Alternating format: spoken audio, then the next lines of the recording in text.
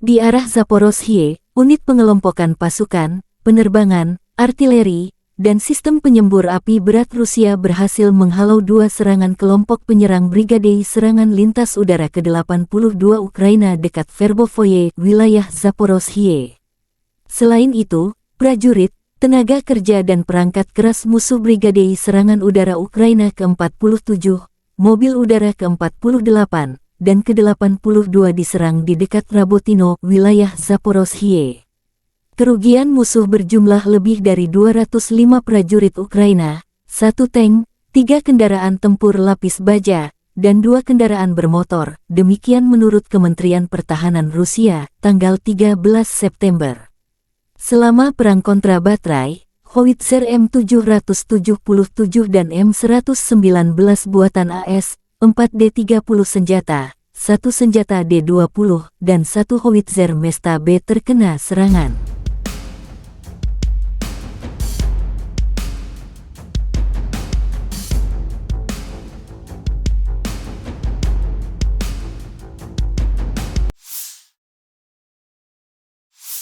Penerbangan operasional taktis dan Angkatan Darat, pasukan rudal dan artileri Angkatan Bersenjata Federasi Rusia menetralisir stasiun radar P-18 dan ST-68 Ukraina.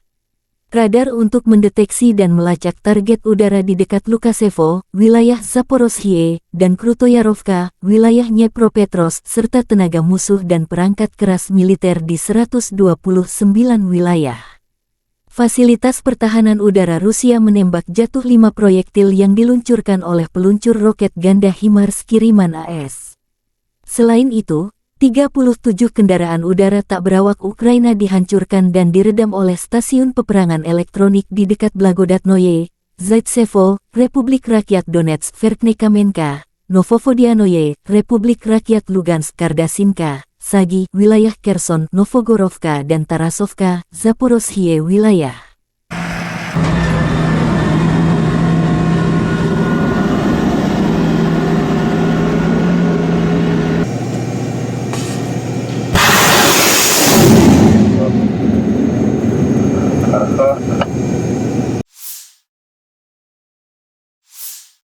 Pasukan Ukraina berhasil melancarkan serangan terhadap pangkalan operator drone Zala dan Lancet Rusia, demikian laporan Direktorat Komunikasi Strategis Militer Ukraina. Pangkalan terletak di Desa Luhanske, Oblast Donetsk diserang tanggal 11 September. Laporan tersebut tidak merinci berapa banyak tentara Rusia yang tewas dan drone yang dihancurkan. Pasukan Rusia secara rutin menggunakan drone Lancet untuk pengintaian dan serangan terhadap militer Ukraina di medan perang. Sejak awal invasi besar-besaran tanggal 24 Februari tahun lalu, Rusia telah kehilangan 4.645 drone.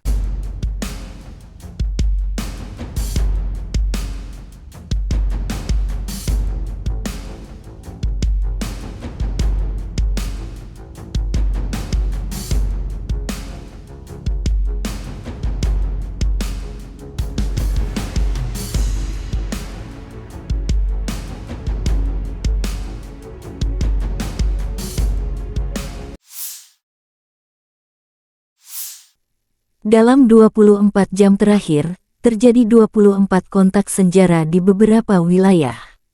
Angkatan Udara Ukraina melakukan 10 serangan terhadap area konsentrasi personel senjata dan peralatan militer dan 2 serangan terhadap kompleks rudal anti-pesawat musuh.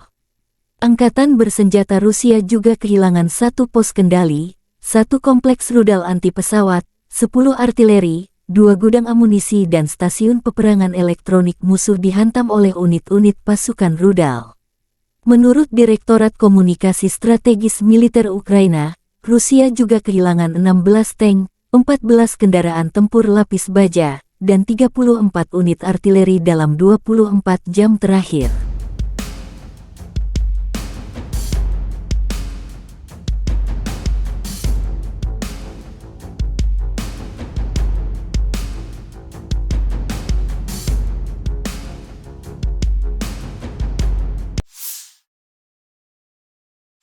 Militer Rusia menunjukkan rekaman serangan ke pertahanan Ukraina dengan sejumlah artileri berbeda. kru amunisi yang berkeliaran drone lancet dalam operasi militer khusus di kru peluncur roket ganda Uragan, kru sistem peperangan elektronik Krasuka S-4MD Pusat garis depan tanggal 13 September. Prajurit kelompok pasukan Nyeper menghancurkan howitzer M777 buatan AS dengan amunisi yang berkeliaran. Posisi tembak musuh yang disamarkan ditemukan dengan bantuan operator UAV dan dihancurkan bersama awaknya.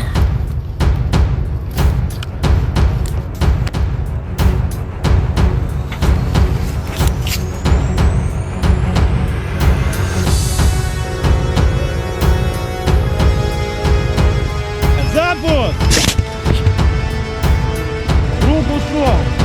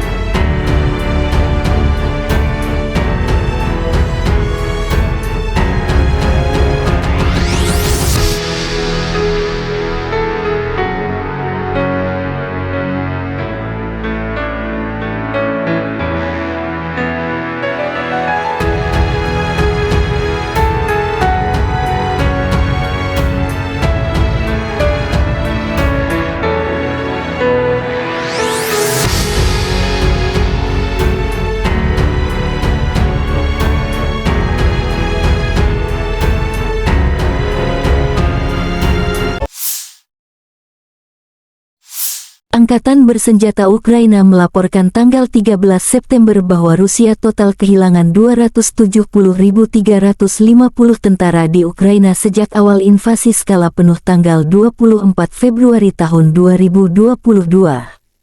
Jumlah ini termasuk 590 korban yang diderita pasukan Rusia dalam 24 jam terakhir. Menurut laporan Direktorat Komunikasi Strategis Militer Ukraina, Rusia juga total kehilangan 4.584 tank, 8.792 kendaraan tempur lapis baja, 5.902 sistem artileri, 766 sistem peluncuran roket ganda, 517 sistem pertahanan udara, 315 pesawat terbang, 316 helikopter, 4.650 drone, 19 kapal, 8.444 unit kendaraan dan tangki bahan bakar serta 884 peralatan khusus.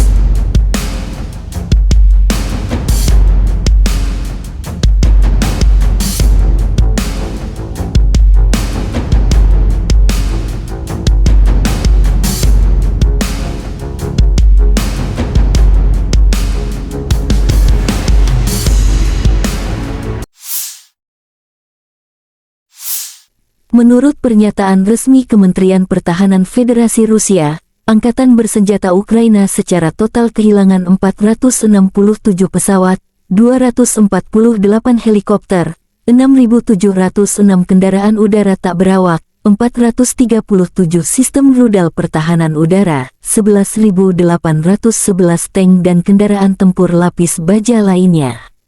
Juga 1.150 kendaraan tempur yang dilengkapi MLRS, 6.359 meriam dan mortir artileri lapangan, serta 12.958 kendaraan bermotor militer khusus telah dihancurkan selama operasi militer khusus.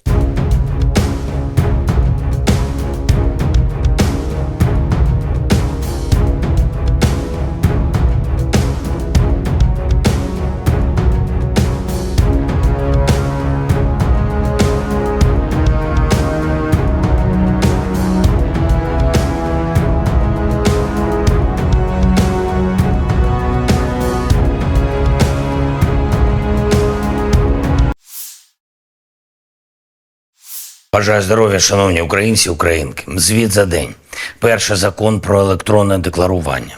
Одразу, як сьогодні вранці проголосований закон надійшов з Верховної Ради, підписав вето. Очікую нове голосування із позитивом щодо негайного відкриття реєстру декларацій. Вже у вересні таке рішення має бути. Як, до речі, і по законопроекту щодо ПЕПів, політично значущих персон. І це питання не лише політичної відповідальності парламенту, але й наших переговорів з Євросоюзом щодо вступу. Новий історичний крок між Україною та ЄС має відбутись цього року, і всі гілки державної влади в Україні повинні спрацювати на цей крок. Перед усіма іншими нарадами цього дня провів військовий кабінет, особливо коло учасників. Говорили лише про те, що на фронті зараз, що очікуємо на найближчий час. Посилення наших бригад, власне виробництво зброї, снарядів в Україні та постачання від наших партнерів. Важливі доповіді розвідки. Чітко бачимо, до чого реально готуються окупанти та до чого відповідно мають бути готові наші воїни. Вагоме рішення Данії є сьогодні найбільший за увесь час повномасштабної війни і вже 12-й оборонний пакет. Обсяг цього нового пакету більш ніж $800 мільйонів.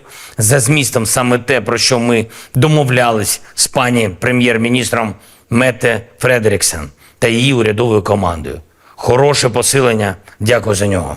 Сьогодні дуже продуктивно поспілкувався зі студентами університетів Нідерландів.